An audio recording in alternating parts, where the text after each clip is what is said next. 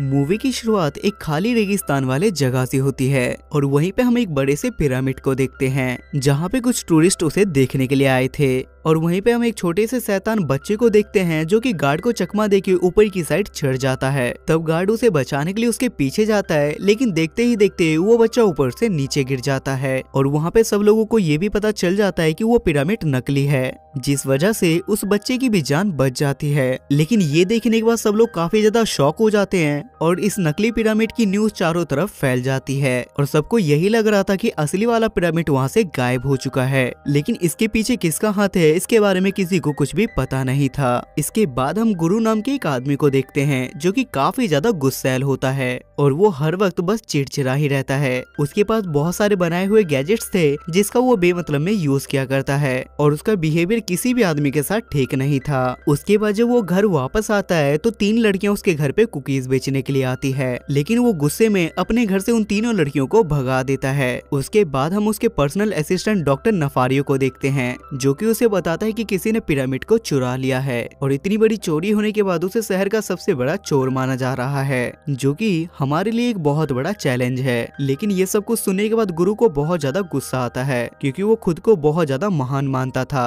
और उसके बाद हम उसके मिनियंस की बहुत बड़ी आर्मी को देखते हैं और वो सारे मिनियंस मिलके गुरु के काम करने में उसकी मदद करते थे, जिस वजह से वो सारे मिनियंस को ऑर्डर देता है कि एक जगह पे इकट्ठे हो जाओ और वो सभी को ये बताता है कि आखिर हमने पिछली चोरी कैसे की थी और वो इन सब चीजों का क्रेडिट डॉक्टर को देता है। और उसके बाद वो सभी लोगों को अपना मिशन समझाने लगता है और वो सब लोगों को उस मशीन के बारे में बताता है जिसकी मदद से वो किसी भी चीज को छोटा या बड़ा कर सकता है। और वो बताता है कि इसको पाने के बाद हम काफी ज्यादा मशहूर हो जाएंगे क्योंकि इसके बाद दुनिया हमारी मुट्ठी में होगी। और वो सभी को बताता है कि हम इसकी मदद से चांद को चुरा लेंगे और हमारी इतनी बड़ी काबिलियत देखने के बाद पूरी दुनिया हमारी दीवानी हो जाएगी। लेकिन डॉक्टर नफारियो को ये कुछ ज्यादा लग रहा था, जिस वजह से वो गुरु को कहते हैं कि ये नामुमकिन है। लेकिन गुरु उसकी बात नहीं सुनता और वो कहता है कि पैसों के इंतजाम के लिए मैं बैंक से लोन ले लूंगा। उसके बाद हम उस कुकीज बेचने वाली तीनों लड़कियों को देखते हैं जो कि एक ऑर्फनेज में रहती है। लेकिन जब ये लोग वापस से लौट के ऑर्फनेज में जाते हैं तो इनकी कम सेलिंग होने की वजह से वहाँ की सिस्टर इन पे बहुत ज्यादा गुस्सा होने लगती है। उसके बाद हम गुरु को देखते हैं जो कि अपने इस प्लान को कामयाब बनाने के लिए बैंक में लोन लेने के लिए जाता है। लेकिन बैंक मैनेजर को आने में थोड़ा टाइम था, जिस वजह से वो बैठ के वहाँ पे उसका इंतजार करने लगता है। लेकिन तभी गुरु के पास विक्टर नाम का एक लड़का आता है जो कि उससे बात करने की कोशिश करता है, लेकिन गुरु उसकी बातों पे ध्यान नहीं देता।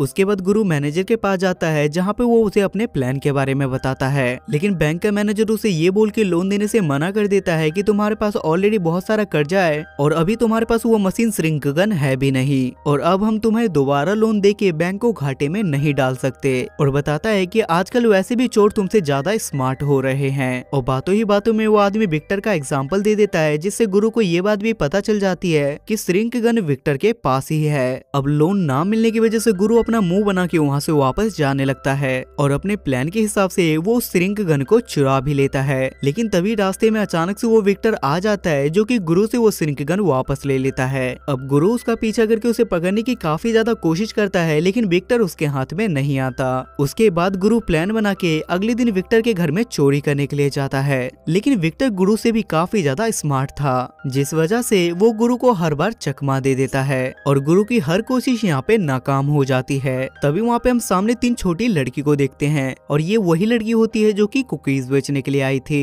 अब विक्टर को कुकीज काफी ज्यादा पसंद थी, जिस वजह से वो उन तीनों लड़कियों को अपने घर में आने देता है। और ये सब कुछ देखने के बाद गुरु को भी आइडिया आता है और वो डॉक्टर को फोन करके कुकीज जैसे रोबोट बनाने के लिए कहता है और उसे ऐसा लगता है कि इन तीनों लड़कियों की मदद से उसका काम यहाँ पे पूरा हो जाएगा। उसके बाद अगली सुबह गुरु ऑर्फनेज में पहुंच के खुद को डेंटिस्ट बता के उन तीनों लड़कियों को अडॉप्ट करने के लिए पहुंच जाता है। और ये सब कुछ देखने के बाद वो तीनों लड़कियां भी बहुत ज्यादा खुश हो जाती हैं क्योंकि अब उन तीनों लड़कियों को भी कुकीज बेचने के लिए नहीं जाना होगा। और जब गुरु उन तीनों बच्चियों को अपने घर पे लाता है तो घर देखने के बाद वो तीनों बच्चे काफी ज्यादा हैरान हो जाते हैं और गुरु उन तीनों बच्चों को बिना पूछे किसी भी चीज को हाथ लगाने के लिए मना करता है। लेकिन उसके वहाँ से जाते के साथ ही ये तीनों लड़कियां बदमाशी करने लगती है, जिस वजह से ये तीनों गुरु के बेसमेंट वाले प्राइवेट रूम में पहुंच जाती है। और वहां पहुंचने के बाद इन्हें गुरु के सारी डिटेल्स के बारे में पता चल जाता है कि वो इंसान कोई डेंटिस्ट नहीं है, लेकिन गुरु को भी इस बात से ज्यादा कोई फर्क नहीं पड़ता। उसके बाद रात को हम इन तीनों लड़कियों को देखते हैं जिन्हें गुरु अपना सोने का कमरा दिखा के वहाँ से जाने लगता है। तब उनमें से छोटी लड़की गुरु को कहानी सुनाने के लिए कहती है, लेकिन गुरु उसकी बात काट के वहाँ से चला जाता है। अब गुरु का अगला प्लान ये था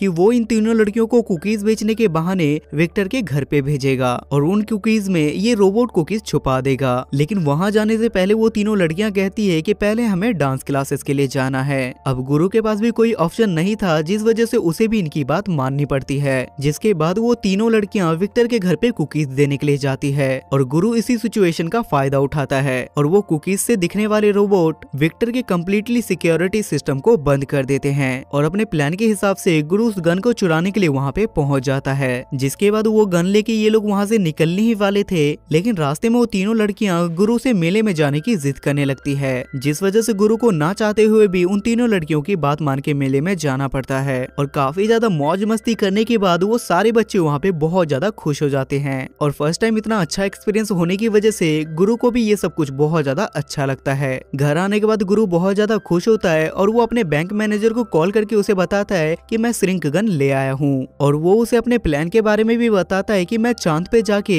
चांद को छोटा करके अपने साथ यहाँ पे ले आऊंगा। लेकिन ये देखने के बाद उसका मैनेजर उससे कहता है कि हमने काफी समय से तुम पे बहुत विश्वास किया है, लेकिन अब बैंक तुम पे भरोसा करके तुम्हें कोई भी लोन नहीं देगा।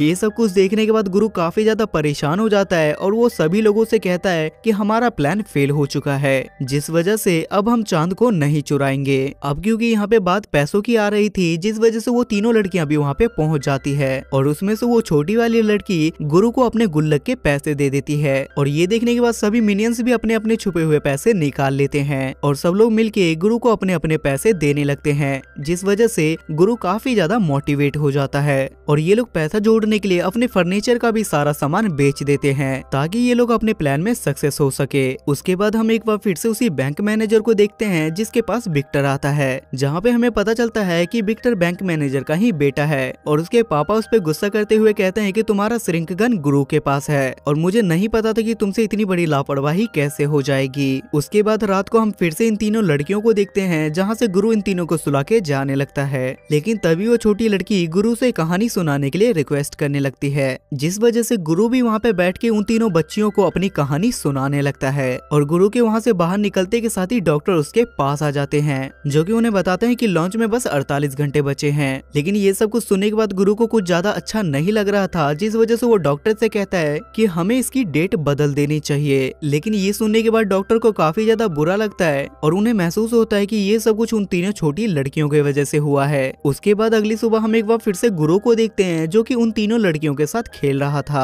तभी उनके गेट को कोई नॉक करता है और जब गुरु चेक करने के लिए जाता है तो वो ऑर्फनेज की सिस्टर होती है, जो कि उन तीनों लड़कियों को अपने साथ ले जाने के लिए आई थी। और उन तीनों लड़कियों को ले जाने के लिए डॉक्टर नफारियो ने ही उन्हें कॉल किया था ताकि गुरु और डॉक्टर अपने काम पे फोकस कर सकें। ये देखने के बाद गुरु को काफी ज्यादा बुरा तो लगता है, लेकिन इसके बाद भी उन तीनों लड़कियों को वहाँ से जाना पड़ता है। अब वेक्टर की इनके इस प्लान के बारे में पहले से ही पता चल चुका था, जिस वजह से गुरु वहाँ से चांद पे जाने की तैयारी करने लगता है। लेकिन उसके वहाँ से निकलने से पहले ही एक मिनियर उसके जेब में उन तीनों बच्चियों के डांस के टिकट डाल देता है। लेकिन जैसे ही वो अपने रॉकेट को लॉन्च करता है तो विक्टर भी उसके पीछे पड़ जाता है। लेकिन किसी तरीके से गुरु उससे छुटकारा पाके फाइनली चांद पे पहुंच जाता है और वहां पहुंच के वो अपने गन की मदद से चांद को छोटा करके अपने हाथ में ले लेता है। लेकिन तभी उसके जेब से उन तीनों लड़कियों के डांस की टिकट निकल जाती है, जिसे देखने के बाद उसे याद आ जाता है कि आखिरकार उसे डांस प्रोग्राम में जाना था, जिसमें अभी से बस थोड़ा ही टाइम बचा है। और वहीं पे हम उन तीनों लड़कियों को भी देख पाते हैं जो कि गुरु के आने का वेट कर रही थी, लेकिन ज्यादा लेट होने की वजह से उन्हें अपना डांस प्रोग्राम वहाँ पे शुरू करना पड़ता है। तभी हम विक्टर को भी देख पाते हैं जो कि उन तीनों लड़कियों के डांस प्रोग्राम में पहुंच जाता है। तभी हम गुरु को भी देख पाते हैं जो कि जल्दी से अर्थ पे आके उनके डांस प्रोग्राम में पहुंचने के लिए जल्दी से जाता है। लेकिन वहां पहुंचने के बाद उसे पता चलता है कि वो लेट हो चुका है और डांस प्रोग्राम पहले ही खत्म हो चुका है, जिसे देखने के बाद उसे काफी ज्यादा बुरा लगता है। लेकिन वहां से जाने से पहले उसे विक्टर का एक नोट मिलता है, जिसे पढ़ने से उसे पता चलता है कि विक्टर ने उन तीनों लड़कियों को किडनैप कर लिया है। लेकिन जब गुरु उन तीनों लड़कियों को बचाने के लिए विक्टर के घर के बाहर पहुंचता है तो विक्टर उससे घर के बाहर बाहर ही एक सौदा करता है और वो उन तीनों लड़कियों को छोड़ने के लिए उससे बदले में चांद मांगता है। लेकिन जब गुरु उस चांद को विक्टर को दे देता है तो उसके बाद भी विक्टर उन तीनों लड़कियों को लौटाने से मना कर देता है